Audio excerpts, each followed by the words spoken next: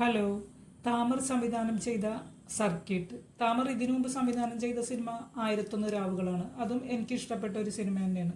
ഇതിൽ ആസിഫ് അലിയാണ് നായകൻ. ആസിഫ് അലിയോടൊപ്പം തന്നെ ഒർഹാൻ ഹൈദർ എന്ന് പറയുന്ന ഒരു കുട്ടിയുടെ ഇതിൽ ADHD ബാധിച്ച ഒരു കുട്ടിയായിട്ട് ഒർഹാൻ ഹൈദർ എന്ന് പറയുന്ന ഒരു ബാലതാരം കൂടിയുണ്ട്. രണ്ടുപേരും നല്ല മത്സരിച്ച് അഭിനയിച്ച സിനിമ തന്നെയാണ് സർക്കിട്ട്. ആ കുട്ടി വളരെ ഗംഭീരമായി തന്നെ ആ കഥാപാത്രത്തെ ചെയ്തിട്ടുണ്ട്. അതുപോലെ ആസിഫ് അലിയും വളരെ ഇമോഷണൽ സീനുകളൊക്കെ വളരെ ഗംഭീരമായിട്ട് തന്നെ ചെയ്തിട്ടുണ്ട്. അവർ രണ്ടുപേരുടെ ആ പ്രകടനം തന്നെ നമ്മളെ പിടിച്ചിരുത്തുന്നതാണ് സെക്കൻഡ് ഹാഫിൽ. അതുപോലെ തന്നെ ഈ കുട്ടിയുടെ അച്ഛനും അമ്മയായിട്ട് ദീപക് പറമ്പോളും ദിവ്യപ്രഭയുണ്ട്. രണ്ടുപേരും നല്ല രസകരമായിട്ട് തന്നെ ആ ഫാമിലി മൂമെൻറ്റ്സ് ഒക്കെ കണ്ടിരിക്കാൻ തന്നെ നല്ല രസമാണ്. ഇതിൽ ഈ കുട്ടി ADHD ബാധിച്ച കുട്ടിയാണ്. അപ്പോൾ ഒരു ADHD ബാധിച്ച കുട്ടി എന്ന് പറഞ്ഞാൽ ഇപ്പോൾ ഈ സിനിമയുടെ തന്നെ തിയേറ്റർ റെസ്പോൺസ് ഒക്കെ കണ്ടപ്പോൾ കുട്ടി ഭയങ്കര ഇറിറ്റേറ്റഡ് ആണ്. നമ്മൾ കണ്ടപ്പോൾ വല്ലാതെ ഇറിറ്റേറ്റഡായി തോന്നിയെന്നൊക്കെ ഇങ്ങനെ ഓരോരുത്തരും പറയുന്നുണ്ട്. ശരിക്കും പറഞ്ഞാൽ എനിക്ക് ഇങ്ങനെ ഒരു ADHD ബാധിച്ച കുട്ടി ആയിട്ട് നേരിട്ടുള്ള അനുഭവങ്ങളാണ്. എനിക്ക് തോന്നുന്നു സിനിമയിലെ കുട്ടിയുടെ കാര്യങ്ങളൊന്നും യാഥാർത്ഥ ജീവിതത്തിലേക്ക് വരുമ്പോൾ അതൊക്കെ വളരെ കുറവാണെന്നാണ് എനിക്ക് തോന്നുന്നത്. കാരണം വെച്ചാൽ ADHD ബാധിച്ച കുട്ടികൾ എന്ന് പറഞ്ഞാൽ അവർ വല്ലാതെ റെസ്റ്റ്ലെസ് ആയിരിക്കും, ഭയങ്കര പിടിവാശിയായിരിക്കും, ഒരു സ്ഥലത്തും അടങ്ങിയിരിക്കില്ല, പഠിക്കാനായിട്ട് ഒരു കോൺസെൻട്രേഷൻ ഉണ്ടാവില്ല, ക്ലാസ്സിൽ ഭയങ്കര ബുദ്ധിമുട്ടായിരിക്കും. മൊത്തത്തിൽ ഒരു വീട് ഒരു യുദ്ധക്കളം തന്നെ ആയിരിക്കും. ആ കുട്ടീനെ ശരിയായ രീതിയിൽ കൈകാര്യം ചെയ്തില്ലെങ്കിൽ കുട്ടിക്ക് അത് പാരൻസിന് ശരിക്കും പറഞ്ഞാൽ നല്ല ക്ഷമ വേണം ഇങ്ങനെയുള്ള കുട്ടികളെ കൈകാര്യം ചെയ്യാനായിട്ട്. അല്ലെങ്കിൽ ആ കുട്ടിയുടെയും ഭാവി അവതാളത്തിലാണ്. ഈ കുട്ടികളെ നമ്മൾ ശരിയായ രീതിയിൽ വഴിതിരിച്ച് വിടുക തന്നെ വേണം. ഈ സിനിമയിൽ തന്നെ ഈ കുട്ടിയുടെ കാര്യം പറയുന്നുണ്ട്. ഈ കുട്ടി സ്കൂളുകാർ പറയുന്നുണ്ട് ഈ കുട്ടീനെ ശരിയായ രീതിയിൽ കൊണ്ടു നടക്കാൻ ഒരാളും കൂടെ ഉണ്ടെങ്കിൽ നമ്മൾ ഈ കുട്ടീനെ ഈ സ്കൂളിൽ നിന്ന് നിലനിർത്തി കൊണ്ടുപോകാന്ന് പറഞ്ഞിട്ടുണ്ടായി. ശരിക്കും പറഞ്ഞാൽ അതിൽ യാതൊരു അതിശയത്തില്ല. ഇങ്ങനെ ADHD ബാധിച്ച കുട്ടികൾക്കൊരു ശരിക്കും പറഞ്ഞാൽ അവർ നല്ല രീതിയിലേക്ക് വരണമെങ്കിൽ അവർക്കൊരു ഇൻഡിവിജ്വൽ അറ്റൻഷൻ വേണം. അത് നമ്മൾ താരത്തെ സെമീൻ പറലൊക്കെ കണ്ടതുപോലെ ഇൻഡിവിജ്വലായിട്ട് ആ കുട്ടിയെ ശരിയായ രീതിയിൽ നോക്കാനും അതിനെ വഴിതിരിച്ചു വിടാനും ഒരാളുണ്ടെങ്കിൽ അത് ആ കുട്ടിക്ക് ആ ജീവിതത്തിൽ കിട്ടുന്ന ഏറ്റവും വലിയ ഭാഗ്യം തന്നെയാണ്.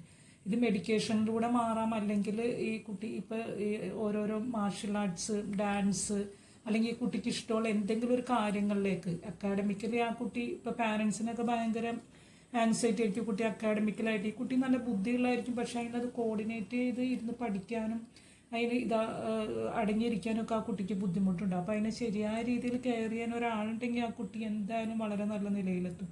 അല്ലെങ്കിൽ അതിന് ഇഷ്ടമുള്ള എന്തെങ്കിലും ഒരു കാര്യം കണ്ടെത്തി അതിൽ ആ കുട്ടീനെ ആ കാര്യത്തിലേക്ക് അതിനെ ശരിയായ രീതിയിൽ വഴിതിരിച്ചു വിട്ടാലും ആ കുട്ടി രക്ഷപ്പെട്ടു പോകും.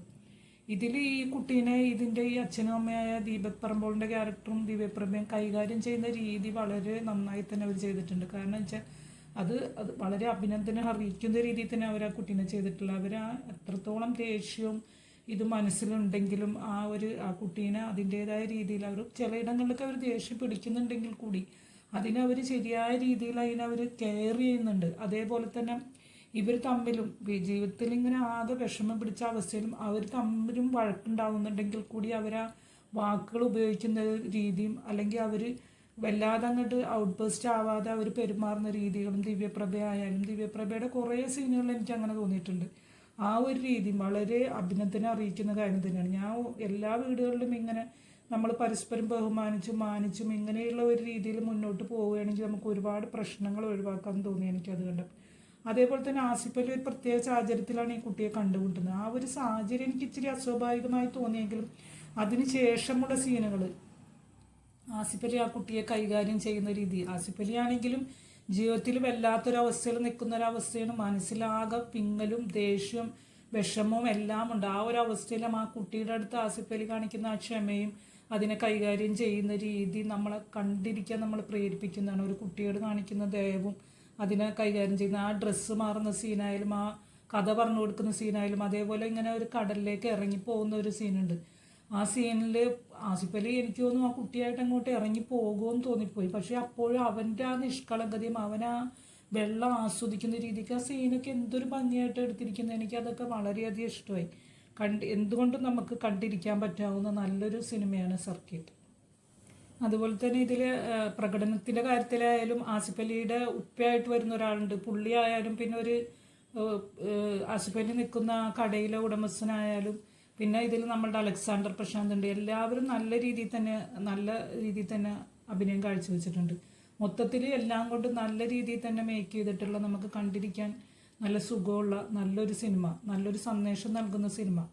ഇങ്ങനെയുള്ള കുട്ടികൾ അത് അനുഭവിക്കുന്ന പാരൻസിനും അവർക്കത് അതിൻ്റേതായ രീതിയിൽ ആ കുട്ടികളെ നല്ല രീതിയിൽ, എനിക്ക് നേരിട്ടുള്ളൊരു അനുഭവം ഉള്ളതുകൊണ്ട് ആ കുട്ടികളെ ശരിയായ രീതിയിൽ വഴിതിരിച്ചു വിടാനും, മെഡിക്കേഷൻ ആണെങ്കിൽ അങ്ങനെ, അല്ലെങ്കിൽ വേറുള്ള രീതിയിൽ അതിന് വല്ല മാർഷൽ ആർട്സോ മ്യൂസിക്കോ അല്ലെങ്കിൽ ഡാൻസോ അങ്ങനെയുള്ള രീതിയിൽ അതിന് ഇഷ്ടമുള്ള രീതിയിൽ അതിനെ വഴിതിരിച്ചു വിട്ട് അതിന് നല്ല രീതിയിൽ വളർത്താനും എല്ലാ പാരൻസിനും കഴിയട്ടെ എന്ന് ഞാൻ ഇതോടൊപ്പം തന്നെ ഞാൻ ആഗ്രഹിച്ചു പോകുന്നു. എൻ്റെ വീഡിയോയെക്കുറിച്ചുള്ള നിങ്ങളുടെ അഭിപ്രായങ്ങൾ കമൻറ്റ് ചെയ്യുമല്ലോ. വീഡിയോ ഇഷ്ടമായെങ്കിൽ ലൈക്ക്, ഷെയർ ആൻഡ് സബ്സ്ക്രൈബ്. ഇനിയും മറ്റൊരു വീഡിയോയിൽ കാണാം. ബൈ.